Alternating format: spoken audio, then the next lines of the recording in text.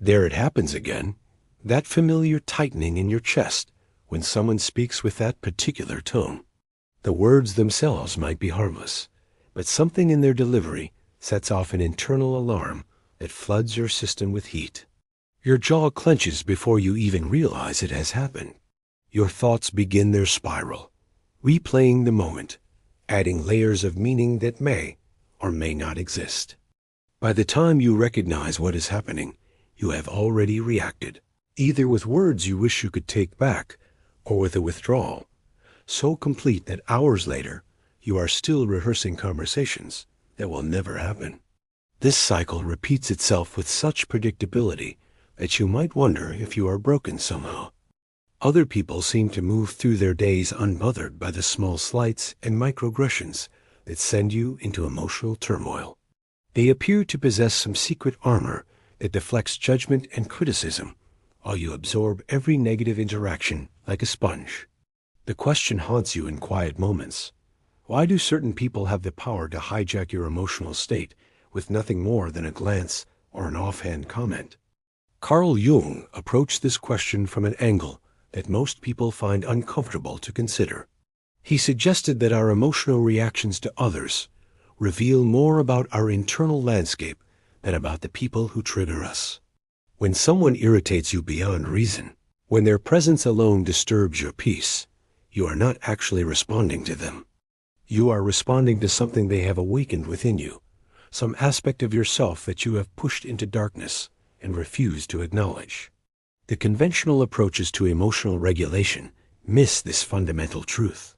They teach you to breathe deeply, to count to 10, to visualize protective barriers between yourself and difficult people. These techniques might provide temporary relief, but they fail to address the root cause of your reactivity. You cannot breathe your way out of unconscious patterns that have been forming since childhood. You cannot meditate away the parts of yourself that you have disowned and projected onto others. Consider how quickly you can identify what bothers you about someone. Their arrogance, their neediness, their emotional coldness, their excessive enthusiasm. The judgment forms instantly, almost automatically, as if your psyche has a preset program for categorizing threats. But Jung would ask you to pause at this moment of recognition and turn the lens inward. What you perceive so clearly in others often represents something you have rejected in yourself. This is not about blame or suggesting that you deserve poor treatment. It is about recognizing that your emotional system operates according to patterns established long before you had conscious choice in the matter. Every strong emotional reaction carries information about your personal history, your wounds, your fears, and the aspects of your personality that you learned were unacceptable. The person who triggers you is merely activating something that already existed within you, waiting to be acknowledged. The concept of the shadow self explains why certain behaviors in others provoke such intense responses. Your shadow contains all the qualities you have pushed away, the parts of yourself that were criticized, punished, or shamed into hiding. If you were taught that showing emotion was weakness, you might feel inexplicable rage toward people who express themselves freely. If confidence was discouraged in your environment, arrogant people might trigger you in ways that seem disproportionate to their actual impact on your life. These reactions happen faster than thought, emerging from depths your conscious mind cannot readily access. You find yourself angry before you know why, defensive before you identify the threat, shut down before you choose to withdraw. The speed of these responses indicates their unconscious origin. They are not decisions, but programs, running automatically whenever the right conditions present themselves. The promise of emotional invulnerability through self-help techniques appeals to our desire for control. We want to believe that with enough practice, we can become immune to the chaos of human interaction. We imagine a future self who remains calm regardless of provocation, who cannot be moved by criticism or rejection.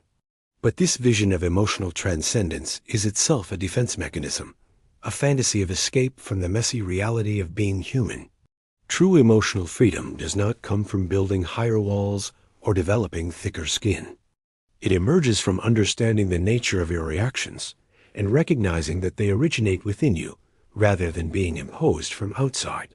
When you grasp this distinction, the entire framework of interpersonal conflict shifts.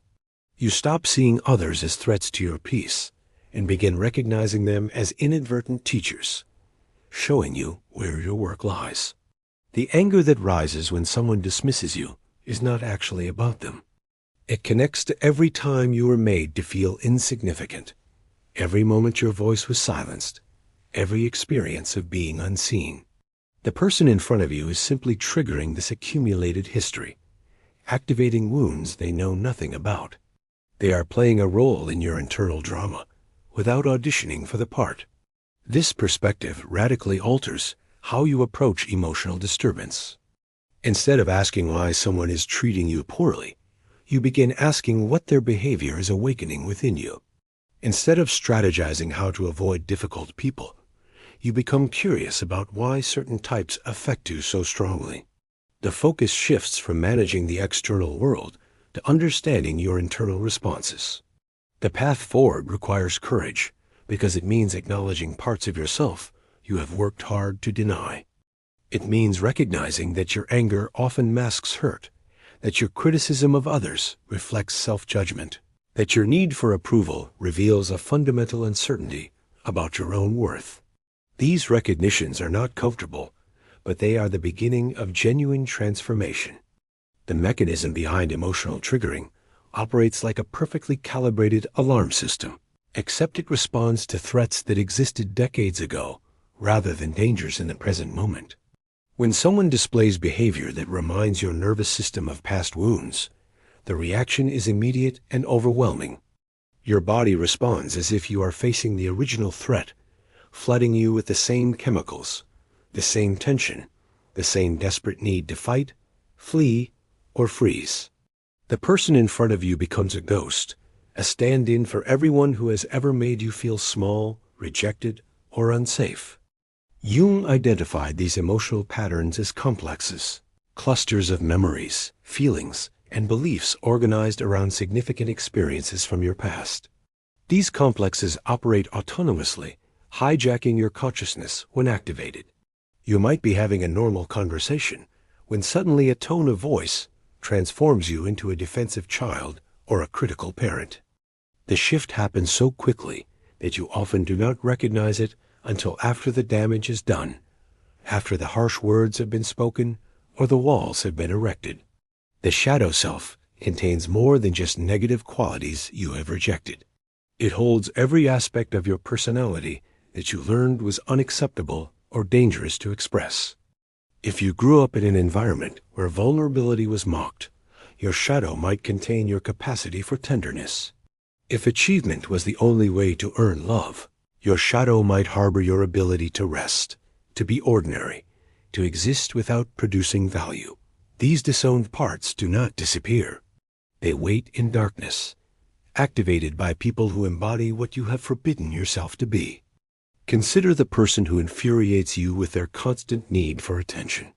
Your reaction might seem reasonable on the surface, but its intensity suggests something deeper at work.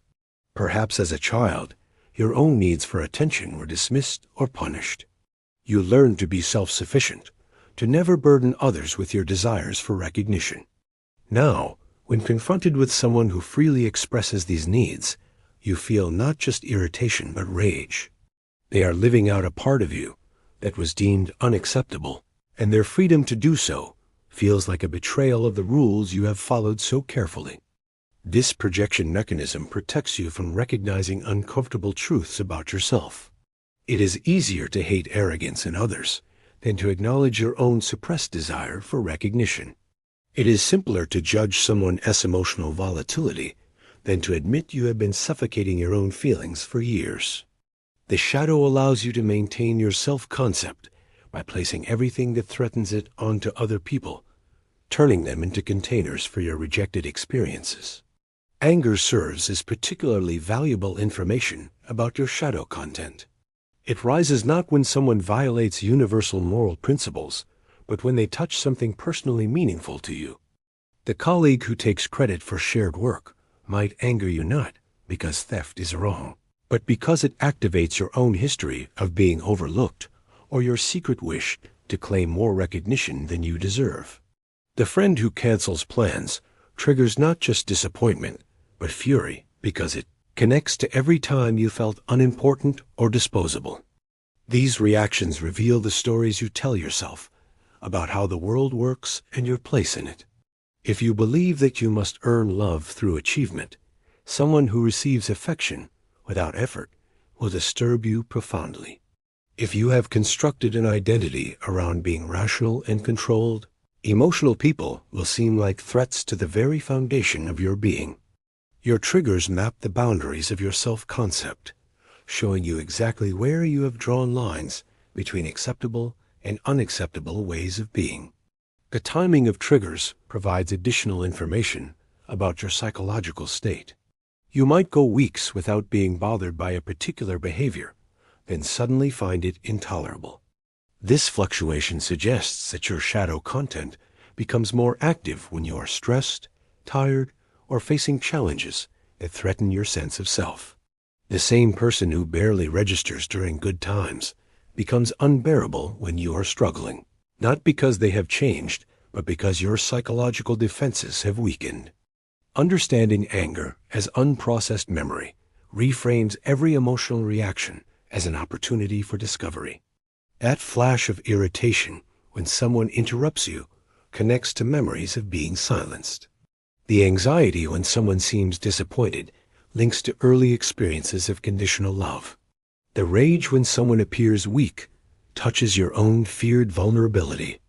Each trigger points backward in time to moments when you learned that certain parts of yourself were dangerous to express. The people who trigger you most consistently often embody your polar opposite, living out everything you have trained yourself not to be. If you pride yourself on independence, you will be triggered by those who seem needy. If you have built an identity around being agreeable, confrontational people will disturb your peace. These individuals serve as walking reminders of the choices you have made about who to be and who not to be, and their very existence questions whether those choices were necessary. This understanding does not excuse poor behavior from others or suggest that you should tolerate mistreatment. Recognizing projection and shadow dynamics does not mean abandoning boundaries or accepting abuse. Instead, it provides you with more accurate information about what is happening in your emotional system, allowing you to respond rather than react, to choose rather than be controlled by unconscious patterns. The real work begins when you stop asking why others behave as they do and start investigating why their behavior affects you so strongly. This shift from external to internal focus reveals that you have been giving others enormous power over your emotional state, not because they seized it, but because your unconscious patterns handed it to them. Every trigger is an invitation to reclaim that power by understanding and integrating the parts of yourself that you have pushed into shadow. The process of integration requires something more challenging than any breathing exercise or meditation practice could ever be. It demands that you turn toward the very parts of yourself you have spent a lifetime avoiding, not to destroy them, but to acknowledge their existence and understand their purpose. Integration means ending the internal civil war, where one part of you constantly battles against another, where your conscious identity wages endless campaigns against your unconscious contents. Most people misunderstand what emotional mastery actually means. They imagine it as a state of unshakable calm, a fortress of composure that no external force can breach. They pursue techniques to suppress their reactions, to appear unbothered, to project an image of someone who has transcended human emotion. But this performance of peace is exhausting and ultimately unsustainable. The suppressed emotions do not disappear. They accumulate pressure until they explode in ways that surprise everyone, especially the person who thought they had achieved control. True integration begins with a simple but radical shift in perspective. Instead of seeing your emotional reactions as problems to be solved, you begin viewing them as information to be understood. When anger arises, you do not immediately try to extinguish it. You observe it with curiosity, asking what it might be trying to communicate. When someone triggers you, you resist the impulse to blame them and instead investigate what aspect of yourself their behavior has activated. This investigative approach reveals patterns you might never have noticed while caught in the cycle of reaction and suppression. You might discover that you are triggered not by criticism itself, but by criticism delivered in a particular tone that echoes a parent's voice. You might realize that your anger at being ignored connects specifically to moments in childhood when your needs were dismissed. These connections, once conscious, begin to lose their automatic power over your behavior. The shadow material that emerges during this process often contradicts everything you believe about yourself. The person who prides themselves on generosity might discover a deep selfishness they have been denying. The individual who identifies as strong might uncover profound vulnerability. The one who sees themselves as rational might find oceans of emotion they have been holding back. These discoveries can be destabilizing, challenging the very foundation of identity you have carefully constructed. Yet wholeness requires accepting these contradictions rather than resolving them. You are both generous and selfish, strong and vulnerable, rational and emotional. The attempt to be only one side of these polarities creates the shadow in the first place. Integration means allowing all aspects of yourself to exist simultaneously, not in perfect harmony, but in acknowledged complexity. You stop trying to be consistent and start being complete. This completeness changes how you relate to others' provocations. When someone displays arrogance, you can recognize it without being triggered because you have acknowledged your own capacity for arrogance. When someone seems needy, you do not recoil because you have made peace with your own needs. The behaviors that once sent you into emotional spirals become neutral observations. You see them clearly, but they no longer control your internal state. The process is not linear or quick. You might spend months working with one trigger, only to discover layers beneath it you had not suspected. A reaction you thought you had integrated might resurface with surprising intensity when you are stressed or tired. This is not failure, but the natural rhythm of psychological work. The psyche reveals only what you are ready to handle, offering insights in doses you can metabolize. Setting boundaries becomes clearer when you are not operating from shadow projections. You can say no without anger because you are not defending against your own disowned desires. You can express needs without desperation because you have acknowledged them internally first. You can receive criticism without crumbling because you have already examined your own flaws and found yourself still worthy of existing. The paradox of integration is that accepting your shadows makes them less likely to control you. The anger you acknowledge and understand becomes a tool rather than a master. The vulnerability you embrace becomes a strength rather than a liability. The parts of yourself you thought were dangerous to express often turn out to be sources of creativity and authenticity once they are brought into consciousness. This work requires a different kind of courage than most people expect. It is not the courage to face external challenges, but the bravery to look honestly at yourself without flinching. It means sitting with discomfort without immediately trying to fix it, staying present with emotions without being overwhelmed by them, acknowledging truths about yourself that you would prefer to deny. As integration progresses, you develop what Jung called a transcendent function, the ability to hold opposites without choosing sides. You can feel anger without becoming angry, experience sadness without being defined by it, notice fear without being controlled by it. This is not detachment, but a kind of expanded awareness that includes emotional experience without being dominated by it. The people who once triggered you become unexpected teachers in this process. Each reaction they provoke points you toward another piece of shadow material to be integrated. Instead of seeing them as problems to be avoided, you begin recognizing them as opportunities for growth. This does not mean seeking out difficult people or tolerating abuse, but rather using the reactions that naturally arise as doorways to deeper self-understanding. Integration changes your relationship with emotional pain itself.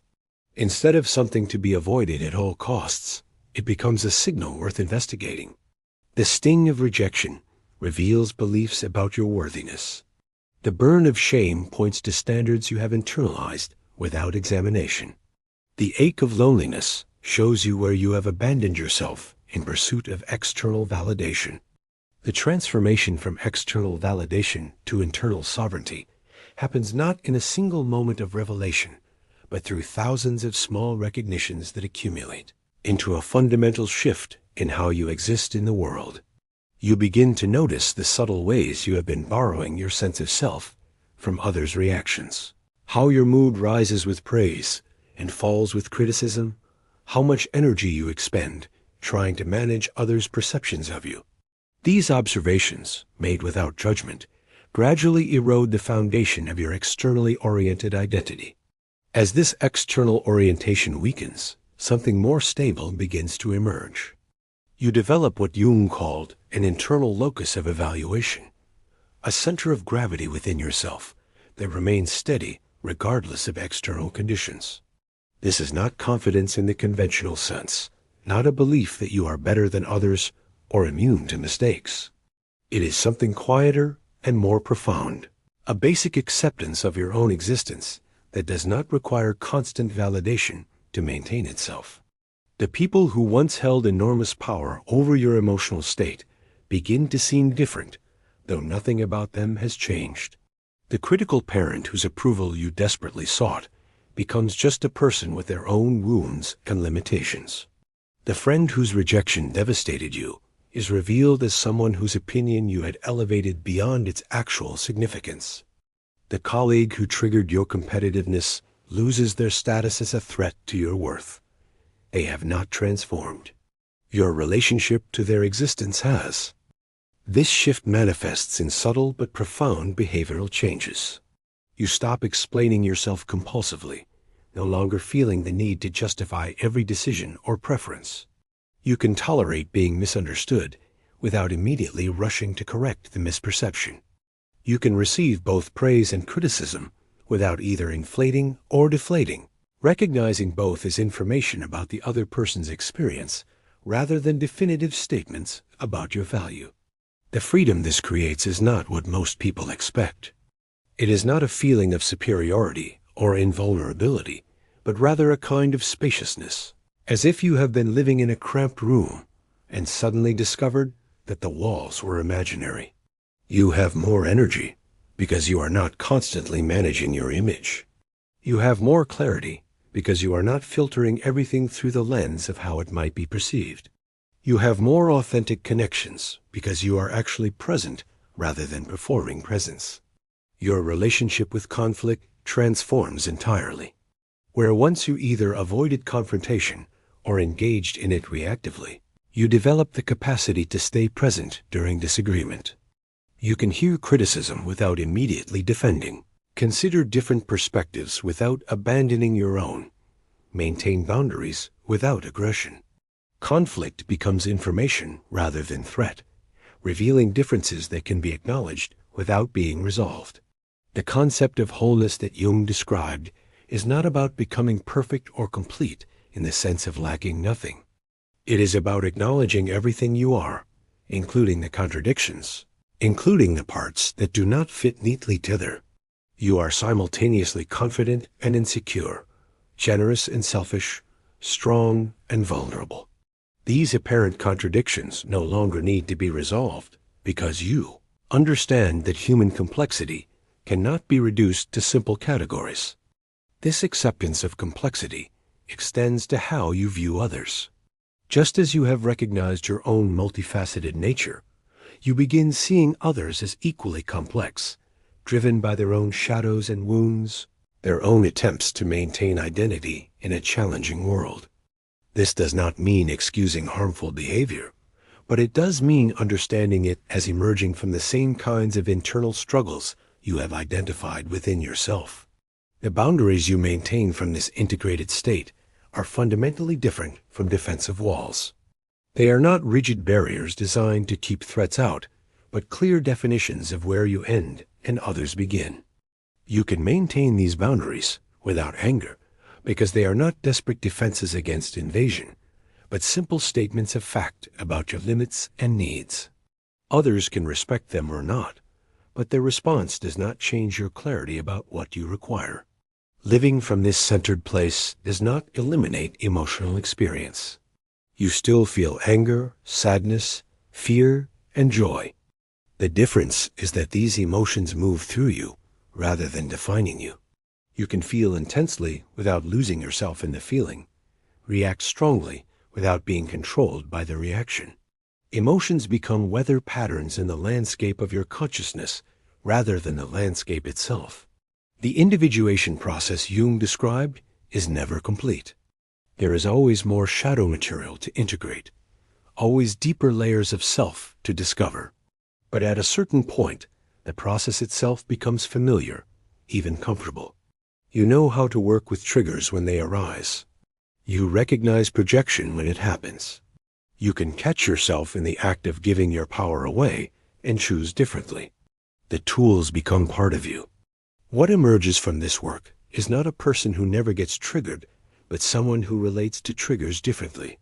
When that familiar tightness begins in your chest, you notice it with something approaching curiosity rather than dread. When someone's behavior disturbs your peace, you ask what they are showing you about yourself, rather than immediately making them wrong. When you feel the pull to react from old patterns, you have enough awareness to pause and choose whether to follow that pull or respond from a different place. This is the freedom Jung pointed toward. Not freedom from emotional experience, but freedom within it. Not the ability to control others, but the capacity to remain centered regardless of what others do. Not invulnerability, but the strength that comes from acknowledging vulnerability. You become psychologically sovereign, no longer subject to the unconscious forces that once controlled your reactions, no longer dependent on others to define your worth or determine your emotional state. The world continues to present challenges. Difficult people continue to exist. Triggers still arise. But you meet these experiences from a fundamentally different place, a center that cannot be moved by external forces, because it is rooted in the truth of your whole being, rather than the fragile construction of a partial identity. This is what it means to be truly unbothered, not indifferent, not numb, but profoundly present to yourself in a way that makes others' opinions and behaviors simply information rather than verdicts on your existence.